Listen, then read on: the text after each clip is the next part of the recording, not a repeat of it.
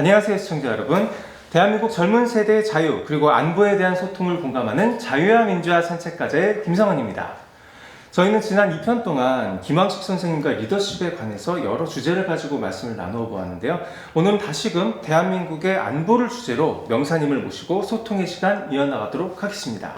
오늘 함께 해주신 패널의 권대은님, 하민호님 모셨습니다. 안녕하세요. 안녕하세요. 반갑습니다. 예, 패널분들 간단한 소개 인사, 오늘 새로 합류해주신 하민호 패널님 간단하게 인사 말씀 좀 부탁드립니다. 안녕하십니까, 하민호입니다. 오늘 이런 귀한 자리를 이렇게 마련해 주신 자유 총연맹 관계자 여러분께 너무나 감사드리고, 또 제가 존경하는 또 김덕기 제동님과 함께 할 수 있다는 거에 대해서 너무 영광이고 너무나 감격스럽다. 오늘 좀 잘 부탁드리겠습니다. 예, 감사합니다. 예. 그러면 오늘은 저희가 이제 아주 특별한 강사님을 소개하는 시간을 갖도록 하겠습니다.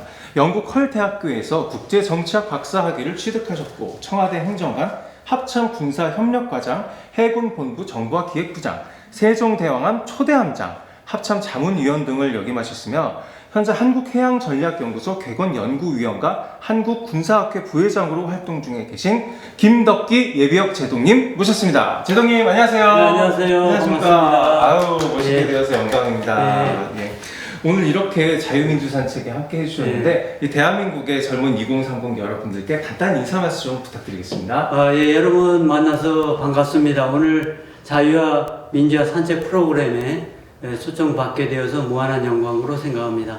오늘은 미래를 이끌어갈 꿈나무들에게 오늘 한반도 안보 사항과 연계해서 우리의 전략자산에 대한 설명을 여러분에게 자세히 설명드리도록 하겠습니다. 네, 감사합니다, 제동님. 자, 그러면 오늘 제동님께서 들려주실 강연의 주제에 대하여 우리 하민호 패널님께서 발표하여 주시겠습니다.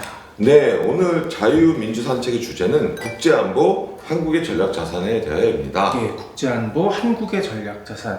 오늘 방송은 패널분들께서 질문을 먼저 해주시고 제동님께서 답하여 주시는 질의응답 형식으로 여러분들과 함께하도록 하겠습니다. 자, 그러면 첫 번째 질문부터 시작하도록 하겠습니다. 네, 안녕하세요. 제가 첫 번째 질문을 한번 해보겠습니다. 어제 미국 대선이 지금 촬영일 기준으로 끝났는데요. 지금보다 더 중요할 수 없습니다. 현 국제 안보 상황과 한반도 안보에 대해서 참 궁금합니다, 제동님. 네, 대현 씨 좋은 질문 감사드리고요. 사실 어제 이제 미국 대선이 끝나고 전 트럼프 대통령이 당선되었습니다. 그래서 오늘날 국제 안보 상황은 여러분이 아시는 것처럼 미국 주도의 자유민주주의와 민주주의 가치를 지향하는 미국과 그리고 동맹국, 우방국이 유지해온 질서를 최근에는 중국과 러시아, 즉 전체주의 국가가 도전하면서 새로운 국제 안보 질서에 대한 형상 변경을 시도하고 있습니다. 이러한 상황 하에서 최근 북한이 우크라이나 전쟁에서 러시아를 지원하기 파병을 하면서 그 어느 때보다도 한반도 안보 상황이 이중하다고 이렇게 판단을 합니다. 네. 특히 최근 이제 북한이 2022년 9월 달에 핵무력 정책을 발표한 이후에 핵무기 고도화는 물론 수량을 증가시키면서 적극적인 핵무기 사용을 하겠다는 덕트린을 발표한 바가 있습니다. 또한 지난 6월 달에 러시아와 정상회담을 가진 이후에 포괄적 전략 동반자 조약을 체결하고 앞으로 한반도 유사시에 러시아가 한반도에 적극 개입할 수 있는 그러한 그 명분을 제공했습니다.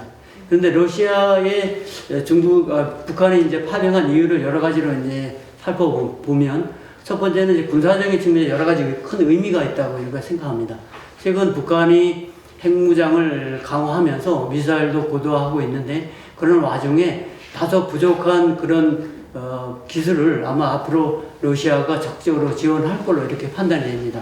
우리가 6.25 전쟁이 끝난 이후에 사실은 김일성이 세 가지 교훈을 얻었는데 그 중에 한 가지는 왜 우리가 핵무기를 6.25 전쟁 전에 개발하지 못했는가 였고, 두 번째는 사실 6.25 전쟁 기간 중에 유엔군이 북한의 원산항인 등을 이제 해상 기뢰로 이렇게 봉쇄를 하면서 해군력이 너무 부족하다는 인식을 또 많이 하게 되었고 네. 마지막으로 이제 한반도 전쟁이 이렇게 전개되는 상황에서 그 공중에서 필요한 그 전투기를 가지고 있지 못하다 보니까 유엔군이 사실은 공중 우세권을 다 확보를 했어요. 그래서 우리가 공중 우세권을 확보할 수 있는 이런 그 항공기 또는 전투기 이런 능력을 충분히 확보했다면 우리가 6.25 전쟁에서 주도권을 가지고 한반도를 적과 통일할 수 있었는데 이런 교훈을 얻게 됐어요. 그래서 사실 김일성을 거치고 김정일을 거쳐가지고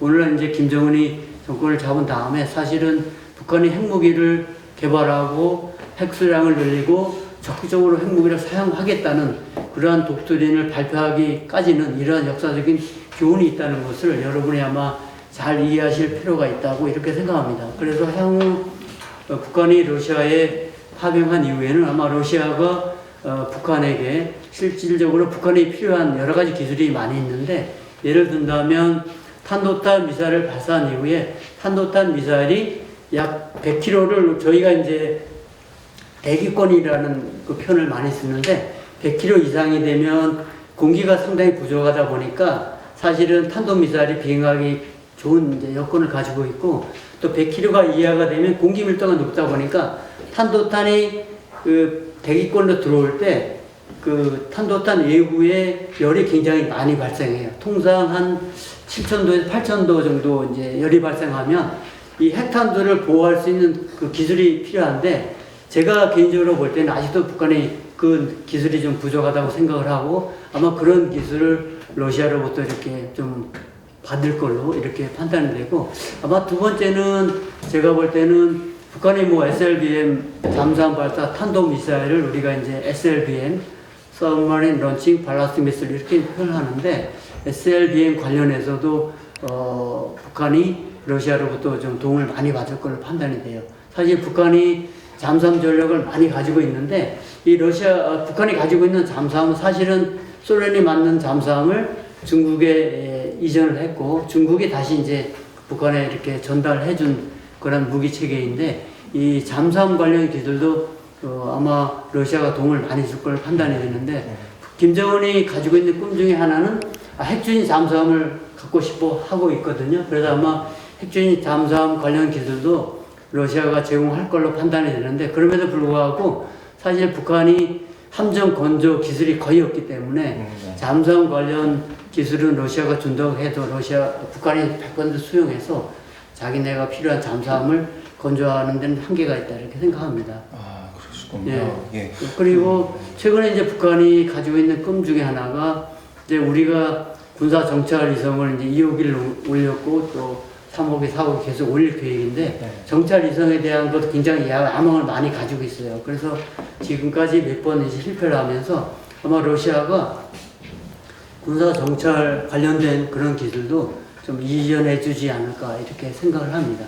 그래서 파병 이후에 북한이 군사 기술 고도화를 기반으로 해서 아마 새로운 우리 한반도 전략 환경에 영향을 미칠 수 있는 우리가 소위 뭐 전문가들이 게임 체인저라는 이야기를 많이 하는데 그 게임 체인저로서 역할을 할 수 있는 그런 무기를 아마 계속 개발해 갈 거다 이렇게 생각을 합니다. 두 번째는 이제 크게 보면 과연 경제적인 측면에서 러시아가 북한에게 도움을 줄 수 있을까라고 이제 많이들 이야기를 하고 있는데 제가 2017년도에 그 해군 사관학교 생도들이 이제 순항훈련이라고 해서 우리 군함을 타고 해외에 이렇게 방문을 하면서 함상에서 적응하는 그런 훈련을 하는 프로그램이 있는데 그때 제가 충남대학교 교수로 재직할 시에 충남대학교 학생들을 데리고 모스크바에 들어간 적이 있습니다. 그래서 제가 모스크바에 들어가서 블라디보스토크에 들어가서 몇 가지 놀란 점이 있는데 첫 번째는 그 블라디보스토크에서 운영되는 그 자동차가 우리가 만든 자동차, 현대에서 만든 자동차와 그 다음에 일본에서 만든 자동차 두 종류가 다 도로로 이렇게 다니고 있는 거예요. 근데 우리나라 자동차는 다 중고 자동차. 예를 들면 뭐 버스 같은 경우에 의정부시 막 이렇게 써 있는 그 버스가 그대로 다니고 있는 거예요. 그러면서 그 두 번째로 제가 느낀 것이 이제 자파 가게에 갔는데 거기에서 팔리는 뭐 예를 들면 때밀이, 슬리퍼, 네네. 그다음에 뭐 우리가 목에 갈 수 있는 그 조그만 대야 이런 게 다 우리나라께서 가서 팔리고 있는 거예요. 네. 그래서 과연 러시아는 경제적으로 자기네 국민들이 사용하는 이런 일산용품도 생산할 능력이 없는가 이런 고민을 많이 했어요. 그래서 제가 개인적으로 볼 때는 경제적으로 파병을 통해서 북한이 얻을 수 있는 그런 이점 많지 않을 것 같다. 그러나 그럼에도 불구하고 시베리아산 가스 이런 거는 아마 공급받을 수 있을 것 같은데 석유는 받아도 정제 기술이 없기 때문에 네네. 별로 도움이 안 될 것 같다는 그런 생각을 좀 해봤습니다. 그 파병의 어떤 그런 서로 이제 국익에 따라서 네. 얻어주고 내어준 그런 부분들이 이제 좀 네. 말씀을 주셨는데 네. 이런 부분도 사실은 어떤 전략 자산에 기반되어 있는 약간 그 군사적 외교의 느낌이 좀 강하다고 생각하게 되는데 네. 어떻게 생각하십니까? 네, 우리 정확히 이제 말씀해 주셨는데 사실은 김정은이 의도하는 바는 제가 볼 때는 김정은이 원하고 있는 한반도 적화 통일을 위해서 필요한 여러 가지 이제 전략 자산을 나름대로 개발하고 발전시키고 있는데 거기에 부족한 기술이 굉장히 많아요. 조금 전에 네. 말씀드린 것처럼 ICBM을 개발을 했다고 하지만 거기에 관련된 뭐 대기권 다시 재진입하는 기술이라던가 네네. 그다음에 SLBM 잠수함 발사 탄도 미사일 같은 경우에 기술이 부족하니까 네. 아마 그런 국가 전략 자산, 김정은이 판단한 국가 전략 자산 관련된 기술을 자기네가 도입하는 게 또 이전받는 것을 큰 목적으로 하고 있다고 개인적으로 이렇게 생각을 하고 있어요. 알겠습니다. 예. 그럼 굉장히 좋은 말씀을 많이 해주셨는데요. 사실 이게 저희가 짧은 시간에 이렇게 모두 다 이렇게 잘 이해할 수 있는 그러한 쉬운 문제는 아닌 것 같습니다. 계속해서 이어서 나가서 되게 좋은 말씀 들어보도록 하겠습니다. 네, 제동님께서 말씀해주신 이제 북한의 전략 자산 이야기를 하셨는데요. 저 같은 경우는 사실 정확하게 알고 있지는 못해요. 그래서 통상 전략 무기랑 전술 무기를 어떻게 구분을 하게 되나요? 네. 통상 이제 전략 무기와 전술 무기를 과거 냉전 시대에는 쉽게 이제 구분을 많이 했어요. 주로 이제 우리가 통상 이야기할 때 미국과 소련이 이제 전략 경쟁을 하면서 사실은 그 핵무기와 연계해서 많이 설명을 했는데 최근에는 이제 재생 무기와 핵무기의 그 어떤 그 파괴력이 커지면서 2018년도에 매티스 국방부 장관이 이제 과연 전략 무기와 전술 무기를 구분할 필요가 있을까 이런 이제 의문도 많이 제기를 했거든요. 그럼에도 불구하고 아직도 이제 많은 나라에서 이 전략 무기와 전술 무기를 구분해서 개발하고 또 거기에 맞게 전략 상황에 맞게 그렇게 이제 운용을 하고 있습니다. 네.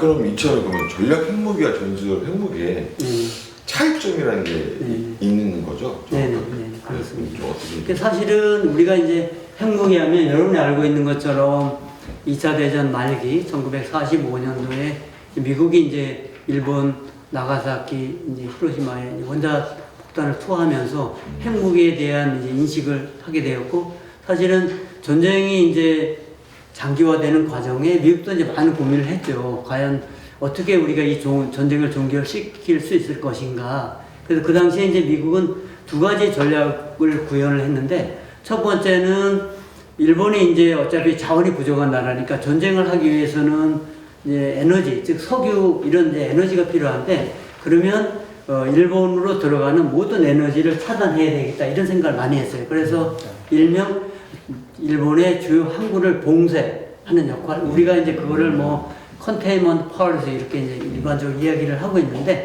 그런 전략을 통해서 일단 일본을 완전히 봉쇄시키고 일본이 전쟁 수행을 한데 필요한 전략 물자가 다른 나라에서 일본으로 들어갈 차단하겠다 이런 거를 생각을 했고 두 번째가 이제 전략적으로 우리가 핵무기를 개발해서 일본을 완전히 전쟁 의지를 차단하자 이런 생각을 많이 했어요. 그래서 맨하탄 프로젝트라는 큰 거대한 프로젝트를 가지고 이제 핵무기를 개발하기 시작했고 그 맨하탄 프로젝트 결과 얻은 핵무기를 가지고 일본을 이제 핵 공격을 하면서 사실은 이제 중단되었는데 최근에는 그 전술 핵과 전략 핵무기 이렇게 이제 구분도 많이 이야기를 하고 있어요. 통상 이제 그 전술 핵무기 이야기를 하면 우리가 이제 그 파괴력이 100킬로톤이라고 이렇게 표현을 많이 했거든요. 예, 예.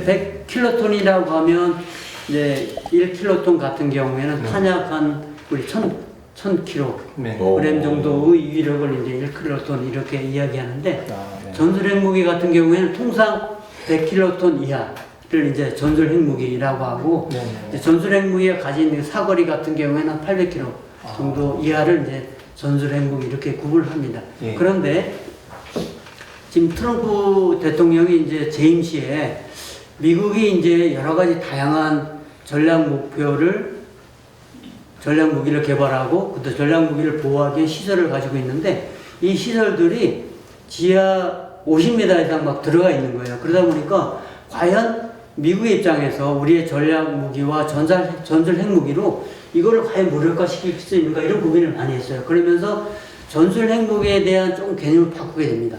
그래서 우리가 전술 핵무기에 들어가는 그 핵탄두에 실려 있는 이 핵 위력을 앞으로는 그 저위력, 그러니까 좀 전에 제가 100킬로톤이라고 이야기했는데 이 100킬로톤 위력을 좀 적게 해가지고 일반적으로 쓰는 우리 무기에도 이 핵탄두를 장착하다 이런 이제 정책을 가지고 저위력 핵무기를 개발했습니다. 그래서 여러분이 알고 있는 것처럼 우리 전략 핵무기 하면 통상 이제 세 가지 발사 체계가 있는데 하나는 지상에서 발사되는 ICBM, 네. 두 번째는 잠수함에서 발사되는 잠수함 발사 탄도 미사일, 네. 제가 좀 전에 말씀드린 것처럼 SLBM. 네. 그 다음에 이제 공군 폭격기에서 발사되는 우리가 흔히 뭐 공중 발사 순항 미사일, SLCM, 에어 런칭 크루즈 미사일 이렇게 표현하기도 하는데 이 세 가지 축, 트라이애드라고 설명도 하는데 이 세 가지 축을 가지고 이제 운영을 해왔는데 이제 트럼프 시절 행정부 입장에서 보니까 중국이 이제 지금은 가장 큰 이제 미국의 가장 적이잖아요. 러시아도 마찬가지이지만 중국이 가지고 있는 전략 자산을 쉽게 무력화시킬 수 없는 거예요. 그렇다고 해서 평소에 ICBM을 쏜다고 하는 전면전을 하자는 의미인데 네. 그럼 평소에 만약에 작은 분쟁이 있을 때는 저희력 탄두를 가진 전술 무기를 가지고 중국의 전략 자산을 무력화시키는 효과가 크겠다. 그래가지고 항공기에서 운용하는 조금 전에 말씀드린 항공기 발사 전술 미사일 즉 SLCM 거기에 이제 보면 중력 폭탄이라는 무기가 있어요. 그래비티 범이라고 표현하는데 거기 폭탄에 저력 탄두를 탑재를 했어요. 이미 그 개발해서 배치를 했고 두 번째는 여러분이 잘 알고 계실 텐데 1991년 걸프전 할 때 미국이 이제 그 이지스 구축함과 순양함에도 이제 토마호크 크루즈 미사일, 순항 미사일이 장착되어 있는데 이 순항 미사일에 크루즈 순항 미사일에도 이 저위력 탄두를 탑재했어요. 그리고 개발해서 지금 이미 탑재를 운영하고 있거든요. 네. 그러면 만약에 이제 뭐 미래에 남중국에서 그런 일이 없어야 되겠지만 만약에 분쟁이 발생한다고 하면 전면전을 확대하지 않기 위해서 아마 저희력 그런 전술핵 무기를 사용할 걸로 이렇게 판단합니다. 확전을 좀 피하고, 예, 피하고. 그 실효성 타격을 중심으로 그렇죠. 가는 정확히 말씀하신 거예요. 약간 MC께서. 그런 느낌으로 좀 맞아요. 이해를 맞아요. 했는데요. 예. 그리고 사실 이제 그 잠수함에서 발사되는 또 저력 핵무기 토마호크 순항 미사일 말고 다른 걸 이제 개발하고 있는데 거기에는 뭐 여러 가지 좀 제한사항이 있어가지고 아마 2030년 초에 네네. 개발돼서 운영될 걸로 이렇게 좀 판단이 됩니다. 예. 전술무기 그런데 이제 최근에 이제 우리가 전술무기 하면 우리 과거에 이제 한반도에도 미국 전술핵 무기가 배치되어 있었고 지금은 다 이제 이미 다 철수를 했잖아요. 노태우 대통령 때 예. 한반도 비핵화 선언하면서 사실 다 철수를 한 상황이고 최근에는 이제 유럽에만 전술핵 무기가 배치되어 있어요. 그래서 전술핵 무기는 뭐 투과 수단 여러 가지가 뭐 민호 씨도 잘 알고 있지만 여러 가지가 있는데 이제 지상 같은 경우에 야포, 네. 그다음에 단거리 미사일 이런 데 이제 배치되어 있는 걸 우리가 흔히 이제 지상 발사 전술 무기, 핵무기 이렇게 표현을 하고 그다음에 해군 함정 같은 경우에는 잠수함이나 지금 뭐 미국 이지스 구축함, 미군 이지스함이 이제 구축함과 순양함 이렇게 구분이 되어 있거든요. 네. 그래서 이지스함이라고 표현하는데 거기에 이제 탑재되어 있는 뭐 함정 발사 전술 핵무기 이렇게 또 표현도 하고 그다음에 이제 공군 같은 경우에 이제 전술 전투기 예를 들면 뭐 F-15 예를 들면 F-35 이런 데 이제 발사대에서 운영되는 뭐 공중 발사, 전술 핵무 이렇게 이제 구분을 지금 하고 있습니다. 우리나라 그 대한민국의 전략 자산도 굉장히 글로벌함에 있어서 많이 따라잡은 거라고 봐야 될까? 아니면 좀 더 나은 부분도 있다라고 봐야 될까요? 근데 통상 이제 강대국 뭐 미국이나 중국, 러시아 입장에서 보면 예. 우리가 갖고 있는 우리가 이야기한 전략 무기를 그네들은 이제 전략 무기라고 보질 않거든요. 예를 들면 도산 안창호 하면서 네. 우리 잠수함발 탄도미사일 발사해서 밀어시 알고 계시죠? 네, 발사했는데 맞습니다. 그때 이제 외국에서 뭐라고 해요? 우리가 이제 잠수함 발사 탄도미사일이라고 설명을 하는데 그때 외국에서 또 일부 전문가들 우리 핵탄두도 가지고 있지 않은데 SLBM이라고 표현한 게 맞느냐 이런 이야기를 많이 했어요. 그럼에도 불구하고 사실은 거기 이제 탄두 파괴력이 굉장히 중요하잖아요. 네, 그래서 네, 네. 우리도 이제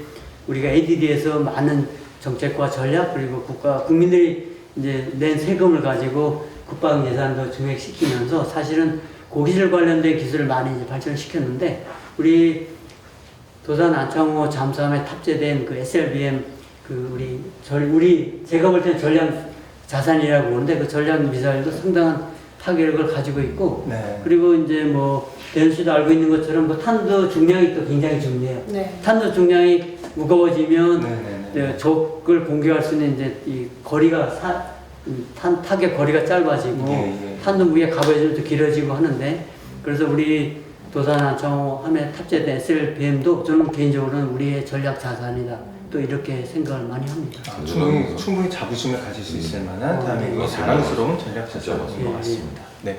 그리고 이제 최근에 좀 전에 말씀드린 것처럼 이제 미국, 중국, 러시아가 세 가지 발사 수단을 가지고 이제 무기 핵무기 경쟁을 이제 하고 있잖아요, 그죠? 그래서 우리가 통상 이제 지상 발사 무기를 ICBM 이렇게 많이 이야기하는데 사실 미국은 이제 미니트맨 3라는 그 ICBM 한 종류를 가지고 있고 최근에 발사대를 450개 정도 가지고 있는데 중국은 사실 냉전 시에도 그렇고 지금도 그렇고 미국과 소련이 이제 전략 군비 경쟁을 해오는 과정에 서로의 피해를 줄이기 위해서 군비 통제를 해왔어요. 그래서 그 중에 하나가 전략 무기 감축 회담이라는 걸 통해서 미국과 중국 그리고 소련, 러시아가 가지고 있는 전략 무기를 어떻게 감축할 건가 거기엔 이제 중심이 이제 ICBM이 중심이 되겠는데 그런 노력을 해왔는데 사실 중국은 이제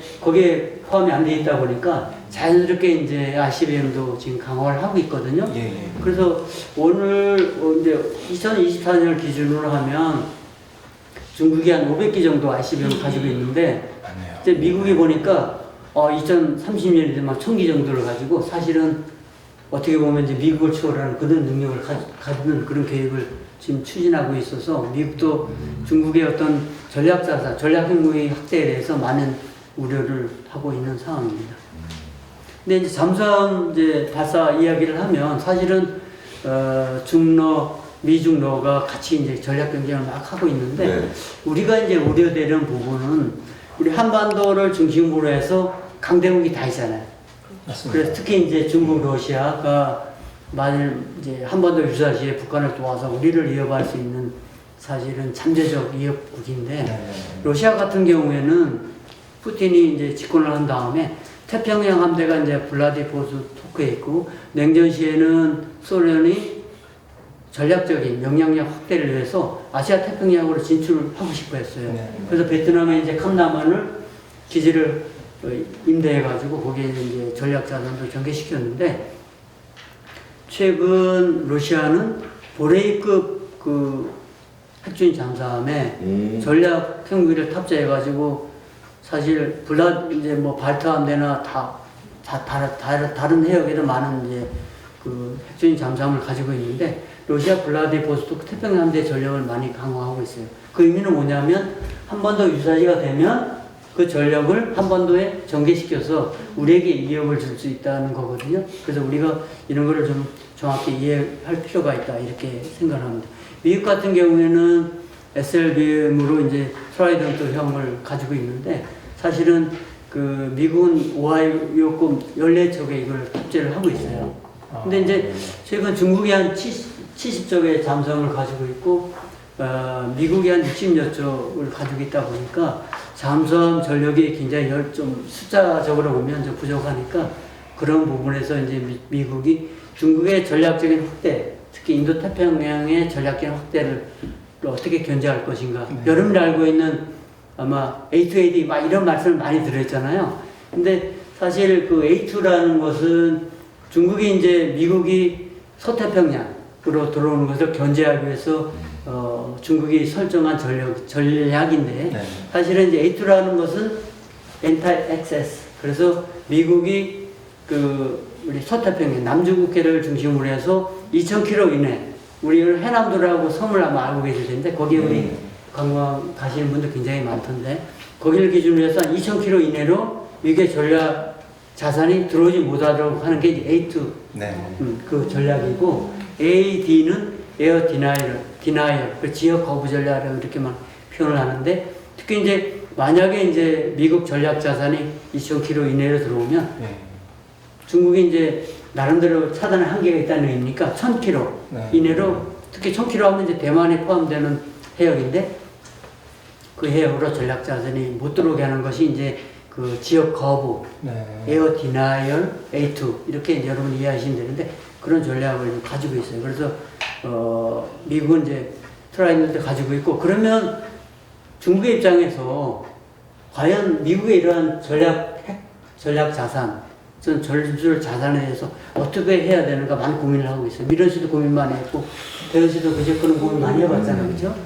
그러면 중국의 입장에서 내가 어떻게 미국을 본토를 공격할 수 있는 능력을 가질 것인가 고민을 많이 했어요. 그래서 중국은 SLBM을 이제 줄랑2라는 명명을 하고 그 SLBM을 가지고 있었는데 이 사거리가 7,400km밖에 안 돼요.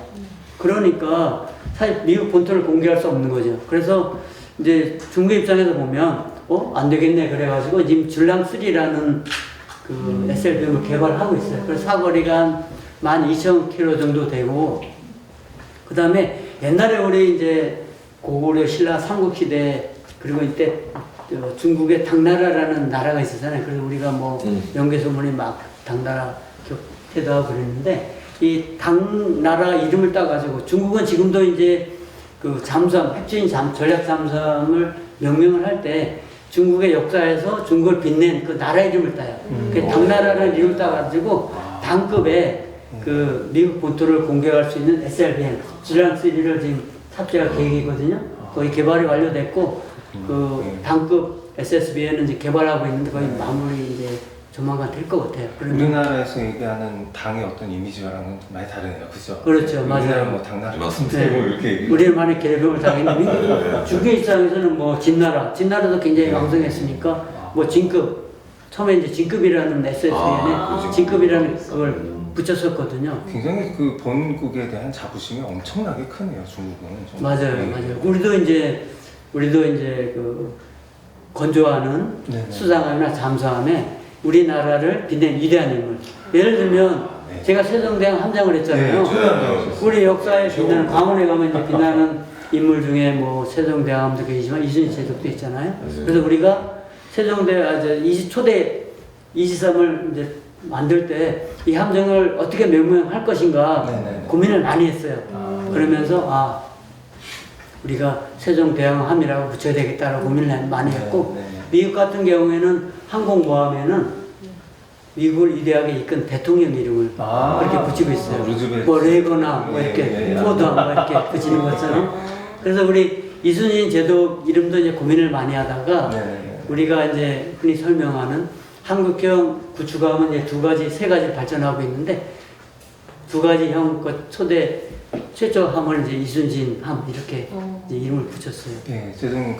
젊은 분들이 이것도 좀 궁금해하실 것 같아요. 저희가 그 이순신 장군님, 이순신 장군님 네. 이렇게 말씀을 많이 하는데 또 이순신 제독님이라는 말씀도 많이 합니다. 그러면 이제 제독님과 장군님의 차이에 대해서도 간단히 잠깐만 설명을 좀 주셔도 네, 그래도 먼저 이제 설명을 드리면 우리 조선 시대에는 사실은 육군과 해군 지금처럼 상군이라는 구분이 없었어요. 그래서 이순신 장군도 육군에 근무하시다가 이제 전라도에 가시면서 이제 해군에 최초로 이제 근무하게 되었거든요. 그래서 우리가 흔히 뭐 장군 제독 이런 이야기를 많이 하는데 장군하면 영어로 제너럴, 네네. 그 다음에 제독하면 애드미럴 이런 표현을 많이 하잖아요. 그래서 옛날에 우리가 이제 영국이 산업혁명 시대 이전에는 해군이라는 그런 이제 뭐 우리 넬슨제도 많이 알고 계시지만 사실 해군이라는 이런 명칭도 서양에도 없었거든요. 그런데 주로 이제 무역을 하는 그 선박, 네네. 그게 우리가 이제 선장을 캡틴이라는 영어 많이 해요. 네. 근데 캡틴 하면 또 용어가 헷갈리는 거예요. 우리는 해군에서는 캡틴 하면 커맨딩 오피서, 그래서 함장을 캡틴이라고 하고 해군 대령을 캡틴이라고 하는데 네. 공군은 캡틴이 대위예요. 아, 뭐 이런 차이가 많이 있어요. 그래서 과연 애드미럴이라는 용어가 어디서 나왔을까라고 얘기하면 우리 이제 옛날에 그 유럽이 중동에 수출을 많이 하고 또 수입을 할 때 향신료를 수입을 많이 해갔잖아요. 그러니까 중동에 있는 이 사람들 보니까 서양에서 이렇게 이 무역을 하는 무역선들이 굉장히 좋은 일을 많이 하는 거야.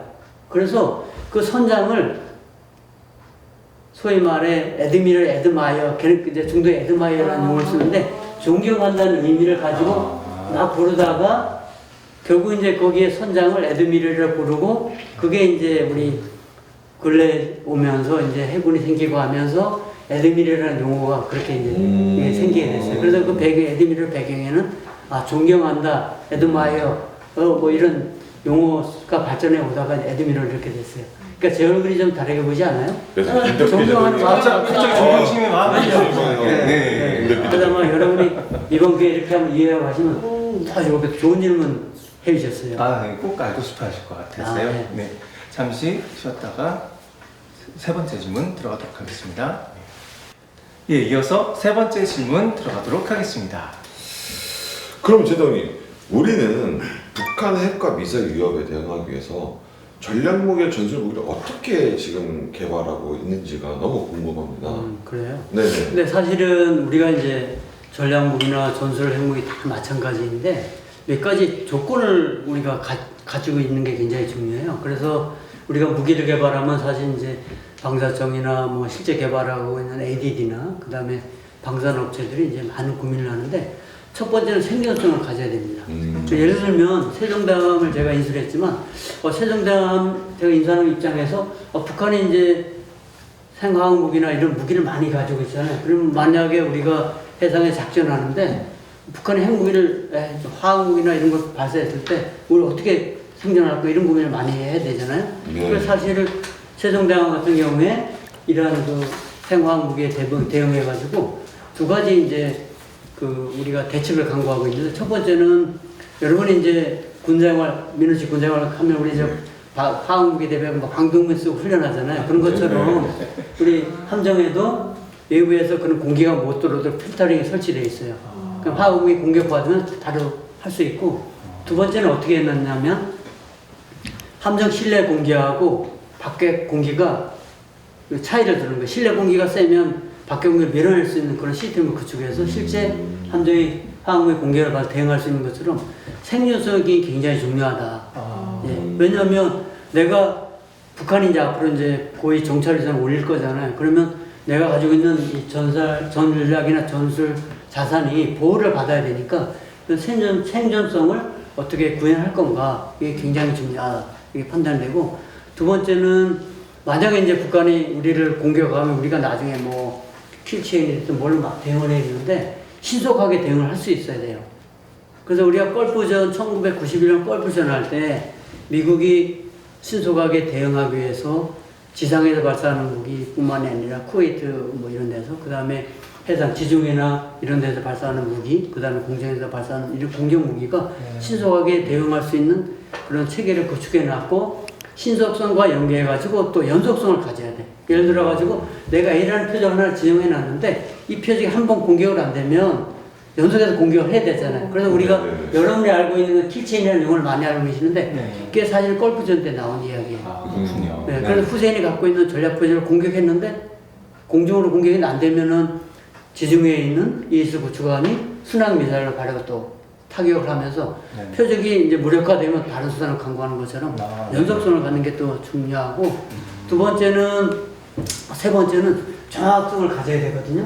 그래서 정확성이라고 하면 가능한 한 우리가 한 번에 공격을 무력화를 시키면 되잖아요. 네네. 그래서 정확히 공격감 있을 때 나는 거기에 이제 우리가 단지 파괴력만 강화하면 되니까 정확성을 가져야 되는 거예요. 네. 근데 정확성이 사실은 여러 가지 의미를 갖는데 첫 번째는 우리가 미사일 같은 경우에는 여러분이 이제 자동차를 운전하면 GPS 내비게이션으로 위치를 막 가는 것처럼 네. 미사일도 그런 시스템을 가지고 있어요. 내비게이션은. 그런데 우리가 이 내비게이션을 일반 그 GPS를 운영하게 되면 유사지가 되면 여러분이 째밍이라는 거 알고 계시죠? 저는 알고 있습니다. 알고 계시죠? 그래서 우리가 이제 저기 전방에 도라우페에 가면 제가 이제 청와대 근무할 때 도라우페에 여러 번 갔는데 어느 날 도라우페에 갔더니 개성에 가면 개성 그 뒷산에 안테나가 있어요. 근데 이 안테나 높이가 굉장히 높아진 거예요. 저게 뭐지 봤더니 째밍을 하기 위해서 설치한 게 째밍이라고 하면 우리가 통상 그 미사일이 이렇게 이동을 하면 이 주파수 여러분이 핸드폰을 쓰면 그 주파수로 이제 내가 뭐 이야기하는 게 왔다 갔다 교신이 되는데 네. 이 주파수를 방해하는 게 째밍이에요. 네. 그래서 미사일도 이제 우리가 어느 목표를 향해서 이동하는 가운데 이 주파수를 통해서 교신을 하는데 이 주파수를 교란하는 거예요. 근데 최근에는 북한이 이 서해 인천공항에 이 째밍을 많이 하고 있어요. 그러다 보니까 인천공항에 한때는 항공기가 이착륙하는 게 중단되기도 막 했고 네. 서해에서 운항하는 많은 선박들, 군함이나 일반 선박들이 GPS 교란을 위해서 막 운항이 차질을 빚기도 했기 때문에 그런 것처럼 이러한 그 북한의 어떤 이 주파수 방해나 이런 거에 대비할 수 있는 그런 또 보호하는 능력도 가져야 되고 그 다음에 또 이제 마지막으로는 이 무기를 내가 어떤 전략회를 공격했을 때 치명성을 줘가지고 내가 원하는 또 목표를 달성하는 거 이게 또 굉장히 사실 중요하거든요. 네네. 네.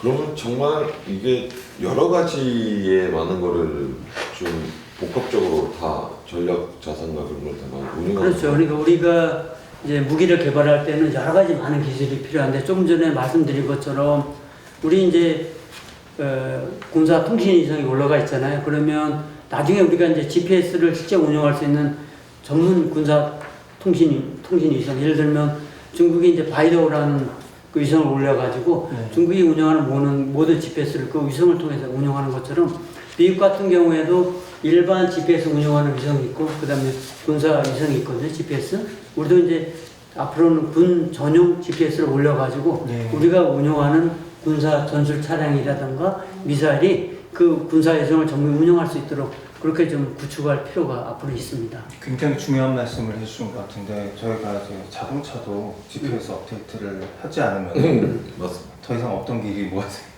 그런 부분이 그래서 있잖아요. 에피소드가 있잖아요. 네. 지난 그 추석 때 그 GPS가 교란을 받았는지 모르겠지만 네. 그 차량 한 1.5km 차량이 시골 농촌길로 들어가 버린 거예요. 원웨이에.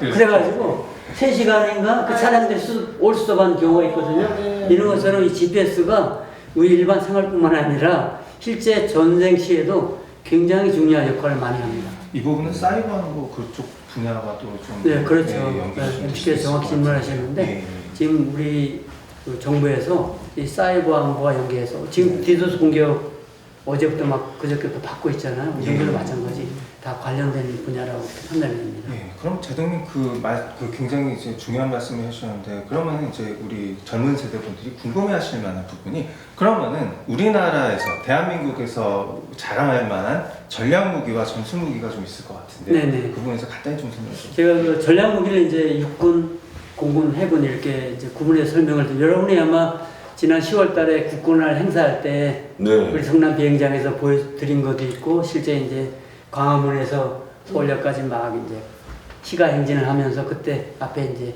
여러 가지 전술 무기들이 많이 보여줬잖아요. 그런데 일부에서는 뭐 국군의 날 행사에 대해서 비난하는 분들도 계시지만 사실은 그 국군의 날 행사를 하면서 우리가 퍼레이드도 하고 전략 전술 자산을 보여주는 이유는 국민들이 궁금해 하시는 분이 굉장히 많아요. 내가 세금을 냈는데 국가에서 무기 체계를 개발했는데 어떤 무기가 개발되어 있는 거야를 보고 싶어 하시는 거잖아요. 그래서 사실은 국군을 행사하면서 공개 행사도 했고 그 다음에 실제 시가행진 하면서 실제 보여드린 거예요. 그러면서 국민들이 자부심을 갖는 거죠. 맞습니다. 야, 우리도 이제 이런 전략 무기와 전술 무기를 가지고 있구나. 우리가 이제 안심해서 제거니 생각을 많이 합니다.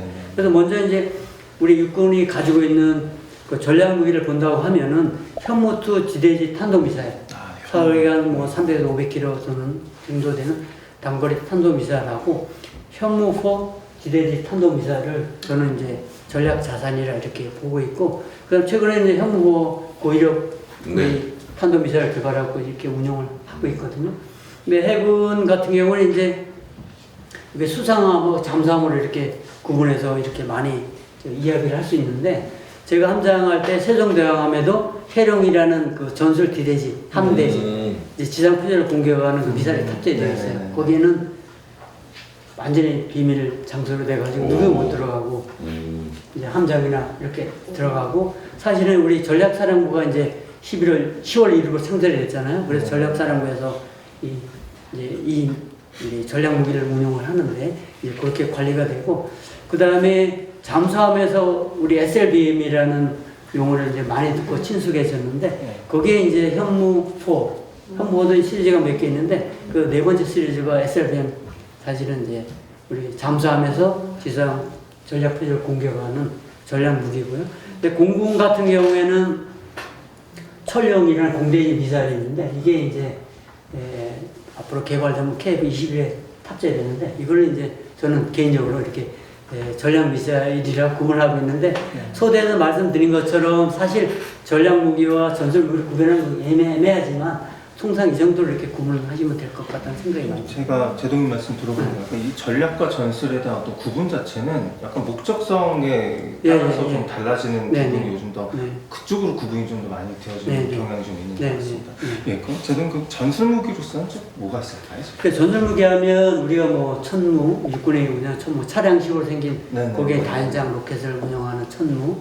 그 다음에 우리가 이제 그 현무3라고 지대지, 지상에서 지상 표적을 공격하는 순항 미사일이 있는데, 그걸 우리가 흔히 이제 지대지, 우리가 이 지대지도 한문에서 나온 한자잖아요. 그러다 보니까 막 젊은 세대가 이해하기 힘든데, 지상에서 지상 표적을 공격하는 걸 우리 지대지 이렇게 이야기를 많이 하는데, 현무3 같은 경우가 해당이 되고, 해군도 이제 구분해가지고 구축함하고 잠수함 운영을 하고 있어요. 그래서 우리가 수상함에서 이제 적 수상함을 공격하는 거를 이제 함대함 미사일, 여기도 함대함이 수상함이 수상함을 공격한다, 이런 그 한자 용어인데, 그 공격하는 뭐 해성. 해성은 사실은 우리가 이제 최초에 이걸 개발하기 전에는 미국의 하푼이라는 미사일을 운영했는데, 이런 이제 운영하는 노하우, 우리 기술을 가지고 해성이라는 함대함 미사일을 개발해서 운영했는데, 사실은 미국 거보다 훨씬 더 잘 만들었죠. 그래서 우리가 훈련을 많이 이렇게 운영하고 우리가 자부심 가져야 되는 부분입니다. 예. 그 이름도 되게 멋있게 잘 지으시는 것 같아요. 현무, 천무, 약간 그 강인한 어떤 뭐 환상 속의 동물이라든가 약간 이런 전투력을 조금 더 올려줄 수 있는, 약간 군의 사기도 같이 올려줄 수 있는 그런 네이밍 센스가 우리 대한민국 군인들이 되게 좋은 것 같습니다. 그거 됐고, 또 저기 딱 되면 놀라는 거, 현무가 뭐야 이거, 야, 그리고 그러네요. 해성, 천무, 하늘에서 위협을 주는 무기잖아요. 그리고 해성은 바다에 별성자거든. 그러니까 바다에서 날라서 하늘을 뚫고 가서 공격하는 의미를 가지고 있으니까 적에게도 이제 이름이 중요해요. 약간 위압감을 줄 수 있겠네요. 그 이름 네이밍이 굉장히 중요한 거예요. 근데 나중에 이제 민호 씨가 훌륭한 리더가 되고 민호라는 이름의 무기도 나올 수 있는 거고, 대현 씨도 마찬가지예요. 괜찮네요. 네. 제 이름이 이미 큰 이름이라서 갖다 붙여서 괜찮을 것 같습니다. 그래서 뭐 이제 그런 거야. 예를 들어서 뭐 삼성이나 우리 훌륭한 기업들이 이제 돈을 많이 벌어가지고 국가에 예를 들어 1조짜리 딱 하면서 이제 네이밍해주면 네이밍할 수 있는 거예요. 뭐 구축하면 예를 들어서 뭐 이건희 구축함 이렇게 할 수 있는 거거든. 그럴 수도 있겠네요. 그런 국민들이 많이 나올 걸 보고, 미국에는 그렇게 기여하는 분들이 많아요. 사실은 서양에는. 네. 그래서 이제 제가 이제 육군 말씀드렸고, 해군 같은 경우는 이제 뭐 해성2가 우리 수상함, 구축함에 탑재되어 있는데, 이것이 이제 배에서 육상에 있는 전설표적을 공격하는 무기고, 잠수함에도 지금 손올리급부터 지금 해성3 잠수함 발사 지대지 지상표적 공격하는 미사일이 탑재되어 있습니다. 공군은 여론에 뭐 공군은 많이 익숙해 계신데, 타우러스라는 공대지 순항 미사일이 있어요. 이것이 이제 어떻게 보면 전략 미사일 정도 능력을 가지고 있는데, 이런 미사일이 사실은 북한에게 우리가 큰 영향을 줄 수 있는 그 미사일이고, 그다음에 다양한 폭탄. 아까 제가 이제 미국의 중력 폭탄, 그래비티 범이라는 말씀을 드렸는데, 이런 다양한 폭탄도 사실은 그 폭탄의 위력이 커지면서 지상 뭐 예를 들면 뭐 5m, 10m 이런 것을 공격할 수 있는데, 네. 최근에 이제 이스라엘이 이란의 전략 표적을 공격했는데 한 번에 무력화가 안 되니까 한 목표를 여러 발의 무기를 통해서 무력화시킨 것처럼 폭탄이 한 표적의 공격을 계속하면 네. 지하 20m도 나중에 공격할 수 있는 거죠. 네. 근데 이제 공군 같은 경우에는 투발 수단이 굉장히 중요하잖아요. 우리 해군은 뭐 구축함이라든가 수상과 잠수함이 있는데 공군은 그러면 어떤 전략 자산을 가지고 있을까 많이 고민하고 계시잖아요. 그래서 여러분이 잘 알고 계시는 뭐 F-35 알파. 근데 F-35 알파니까 어느 분이 질문하는 거예요. 그죠? 왜 알파를 왜 붙였을까? A라고 A, F-35 A. 네. A라고 왜 붙였을까? 이런 고민을 많이 하거든요. 네. 태현 씨도 마찬가지고. 네. 그런데 사실 F-35가 A, B, C가 있어요. 그래서 이제 A는 공군에서 운영하는 F-35 전투기. 근데 B는 뭐냐면 이게 이제 버티컬 이륙이 착륙이 되는 거예요. 그러니까 우리가 울릉도에 지금 저기 우리 저 뭐야 활주로 만들고 있잖아요. 네네. 거기에서 브라보 F-35B 쓸 수 있어요. 오. 그래서 우리가 이제 F-35A 들어올 때 B도 검토를 많이 했고, 이제 대현 씨 알고 있는 것처럼 우리 이제 한국경 항공모함 막 건조하다가 지금 약간 중단돼 있는데 거기에 F-35B가 실려요. 그리고 F-35C 굉장히 궁금하시잖아요, 그죠? 근데 미국 항공모함에는 F-18이 탑재되어 있어요. 그래서 미국이 이제 F-18을 오래 운영하다 보니까 이거를 대체할 항공기를 고민하다가 F-35C를 개발해가지고 이제 탑재 운영하고 있거든요. 그래서 F-35C예요. 그런데 전반적으로 이제 가지고 있는 뭐 전투 행동 반경 넓이라던가 그다음에 이런 공격 능력은 유사해. 단지 이제 거기에 공격 능력, 내가 어떤 기사를 탑재하느냐, 폭탄을 탑재하느냐 이 차이만 있는 거죠. 그래서 우리가 사실 F-15나 F-35 이런 걸 가지고 있다는 거 굉장히 자부심을 가져야 된다. 근데 제가 아쉬운 점이 하나 있다면 뭐가 아쉬울 것 같아요, 민호 씨? 글쎄요. 궁금하죠? 네, 궁금합니다. 근데 사실 궁금한 게 제가 아쉬운 게 있다면 우리가 F-35를 미국이 처음에 개발할 때 우리한테 제안을 했어요. 공동 개발하자고. 공동 투자 개발하자고. 아쉽네요. 네. 벌써 아쉽네요. 근데 우리하고 일본 공동 제안을 했는데 우리는 아쉽게도 못 들어갔고 일본은 들어갔어요. 아쉽네요. 그렇죠. 근데 일본은 지금 이제 F-35도 그렇고 여러분이 알고 있는 뭐 SM-3라는 미사일에도 일본이 1조 2천억을 투자를 했는데 일본은 그런 예산의 융통성을 가지고 있어요. 근데 우리는 사실 예산의 융통성이라는 게 없잖아요. 각 부처에서 올리고 기재부 종합해서 국회 승인받고 이렇게 하다 보니까 그런 융통성을 못 가져가지고 못 가져서 공동 개발을 못 했는데 이제 일본은 공동 개발하니까 나니까 그 기술이 일본게 되는 거죠. 그렇죠. 그러니까 최근에 여러분들이 이제 MRO라는 막 산업이 막 뜨고 있잖아요. 네. 정비 유지 관련된 거, 네. 무기체계. 그래서 일본이 미국이 고민하다가 F-35 MRO 정비 유지 사업은 일본에 준다. 그래서 일본에 전개된 미국 항공기 MRO는 누가 한다? 일본이 하는 거예요. 그래서 우리가 그런 아쉬움이 있고 젊은 여러분의 세대가 이제 국가 지도층이 되면 지도자가 되고 하면 그런 것도 우리가 융통성을 가지고 좀 발전시켜야 되겠다. 저는 이렇게 개인적으로 생각을 좀 합니다. 제동님, 그럼 이참에 우리는 북한의 핵과 미사일 위협에 대응하기 위해서 어떤 전략, 어떤 자산을 하고 있는지 운영을 어떻게 하는지 좀 설명을 간단하게 좀 더. 그래서 이제 민은 좋은 질문 하셨는데 네네네. 우리 정부에서 우리 군에서 고민하고 있는 거는 세 가지 이제 전략을 가지고 있어요. 첫 네. 번째는 우리가 킬체인이라는 용어를 많이 사용하고 네, 있는데 킬체인. 제가 말씀드린 것처럼 궁금했어요. 1991년 걸프전 때 네. 미국이 사담 후세인의 전략 표적을 전술 표적을 타격하기 위해서 하나의 수단이 아니라 여러 개의 수단을 동시에 운영하는 것, 그 목표를 무력화시킬 때까지 그 연속성을 체인이라는 용어가 연결되어 있다는 의미잖아요. 그리고 공격 자산도 연결해서 운영한다 이런 의미로 우리가 킬체인을 가지고 있어요. 그래서 지금 킬체인을 하려고 하면 우리가 자산을 운영하려고 하면 그럼 탐지 수단이 굉장히 중요해요. 아, 그렇죠. 뭘 탐지하지? 이런 고민을 그렇죠. 많이 하잖아요. 네, 그래서 맞습니다. 네. 우리가 이제 보잉의 조기 경보 통제기를 들어와 있는데 조기 경보 통제기가 또 그러한 역할을 하고 이 조기 경보 통제기 이제 수단이 좀 부족하니까 추가적으로 좀 구입할 계획을 지금 추진하고 있습니다.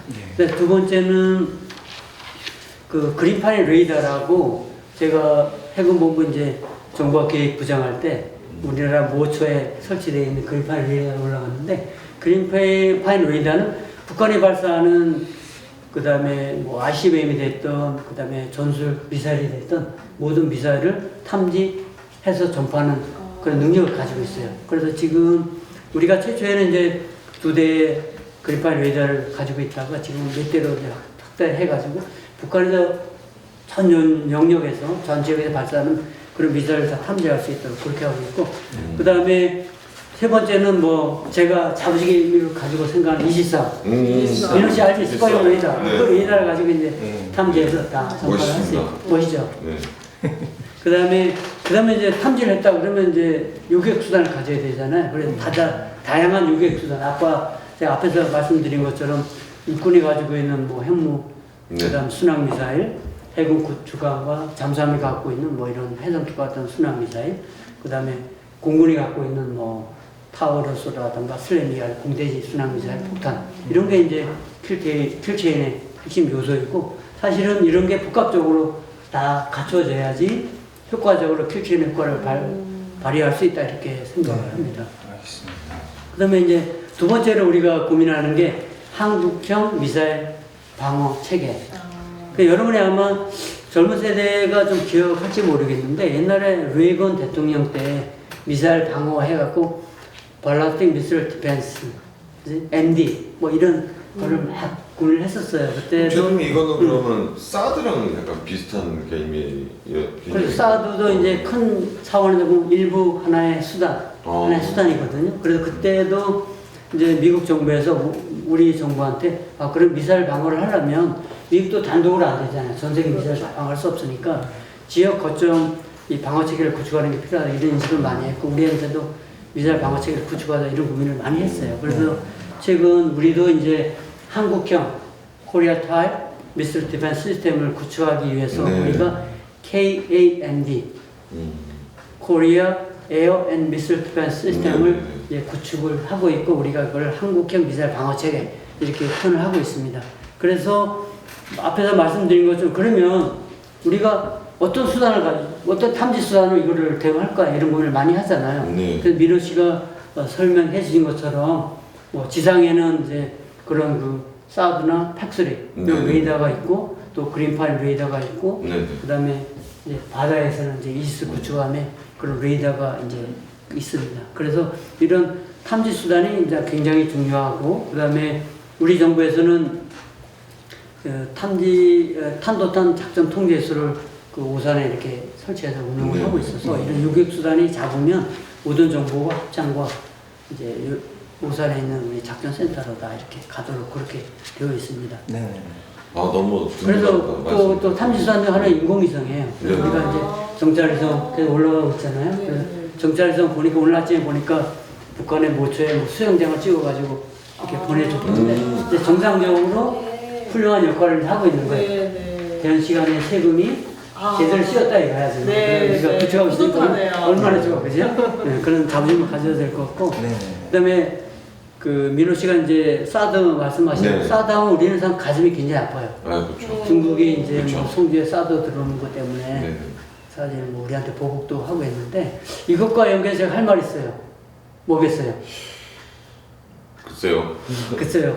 사실은 산둥반도 기억하시나요? 네. 역사 공부 민호 씨 잘하셨으니까 옛날에 산둥반도 하면은 신라 시대에 신라원과 신라방이 네. 있어가지고 네. 거기가 무역 중심지였고 장보고 대사 기억하시죠, MC님? 네. 네. 장보고 대사가 그 신라방을 중심으로 막 무역을 했던 그렇죠. 그곳이 산둥반도인데 산둥반도가 우리에게 굉장히 중요합니다. 오. 왜냐하면 이제 중국이 시진핑이 들어온 다음에 중국 2015년부터 중국을 군사계획을 실시했잖아요. 그래서 7대 군부를 그다음 5대 전구사령부로 개편을 했는데 북부정부사령부가 이제 심양에 있는데 산둥반도에 그중에 집단군 하나가 있어요. 유사시에 그 집단군이 한반도로 바로 전개될 수 있는 그런 걸 구축해놨고, 제가 이제 중요하다고 하는 이유는 거기에 과거에는 우리 이어도가 포함된 동중국해, 대만만 감시하는 장거리 탐지 레이더. 제가 볼 때는 한 5,500km 정도 탐지 능력을 가지고 있는데, 네. 그걸 하나만 가지고 있었는데, 그 구글 지도로에서 이 분석을 하니까 2022년 초에 거기에다가 한반도 전역, 일본 전역, 러시아 시베리아를 다 감시할 수 있는 레이더를 추가로 설치한 거예요. 와, 그런데 사드는 사실은 레이더가 두 종류가 있지만 탐지거리 2,000km밖에 안 돼요. 그러니까 우리보다 더 큰 탐지 레이더를 가지고 있는데 우리가 짧은 레이더를 가지고 있음에 불구하고 보복을 한 거잖아요. 그래서 앞으로 우리가 전략적으로 다 대응해야 되겠다 이런 생각을 하고, 요격 시계는 우리가 지금 현재는 사실은 그 팩3밖에 없어요. 팩2, 팩3밖에 없고, 사드는 미국 자산이잖아요. 미국이 성주에 하나 가지고 있는데, 성주 배치할 때도 굉장히 뭐 우리 많은 일부 시민단체 반대하고 있는데, 사실은 우리가 우리 전략 자산을 보호하기 위해서는 미국 예산으로 미국 자산을 배치하겠다는 우리가 잘 반대할 이유가 없거든요.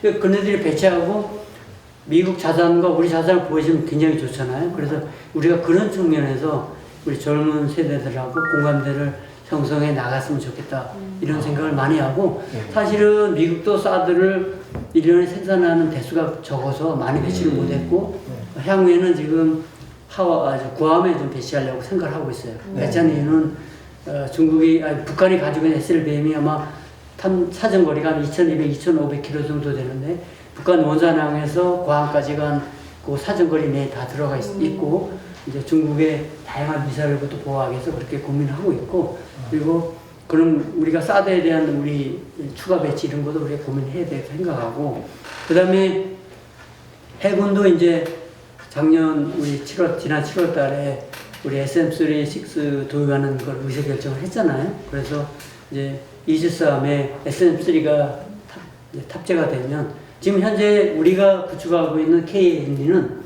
아까 대기권 100km 말씀드렸잖아요. 네. 그래서 대기권 100km 위에서 탄도탄을 이제 비행할 때 우리 흔히 그거를 전문용어로 중간 비행 단계, 탄도탄 중간 비행 단계, 그 이하를 이제 종말 단계, 터미널 페이스, 종말 단계 이렇게 표현을 많이 하는데, 우리가 개발하고 있는 요격 수단은 사실은 종말 단계, 터미널 페이스, 종말 단계 요격 수단만 이제 구축하는 걸로 돼 있어요. 아직 우리 기술이 그렇게 안 되다 보니까 사드도 사실은 150km가 맥시멈 고도거든요. 탐지 요격 수단이. 그런데 SM-3는 1,500km. 지금 2,500km 막 이렇게 올라가고 있는데, 그러다 보니까 여러분 대현씨 우주정거장 있잖아요. 예. MC도 우주정거장 많이 들었잖아요. 네. 우주정거장이 통상 480km 정도 위치하고 있어요. 그래서 제가 왜 이 말씀을 드리냐면, SM-3는 무슨 역할을 할 수 있다? 탄도탄 플러스 한반도 유사시에 한반도 상공에 있는 적 위성을, 적어도 위성을 요구할 수 있는 거예요. 적어도 위성이 통상 500km 이하거든요. 그러면 우리가 SM-3를 가지면 그것도 요구할 수 있는 거고, 그래서 미국도 이미 그 2010년대 중반에 오래된 위성을 SM-3 요구한 상황이고, 이미 중국, 러시아는 이미 그런 무기를 가지고 있고 경험도 있고 그렇습니다. 정말 시간 가는 줄 모르고 오늘 강의를 들었었는데요. 저희가 정말 이 안보 전략 자산에 대해서 그 자부심을 가져야 될 부분도 상당히 많고, 또한 도전 과제 또한 좀 많이 있다는 부분, 앞으로도 발전해야 되고, 온 국민이 합심 협력해서 이제 앞으로 잘 나아가야 된다는 그런 느낌도 좀 많이 들었었던 시간인 것 같습니다. 오늘 뭐 이제 좀 마무리할 시간이 되었는데요. 건대현 편의님 오늘 어떠셨어요? 일단 제가 너무 모르고 있다는 생각이 많이 들었고요.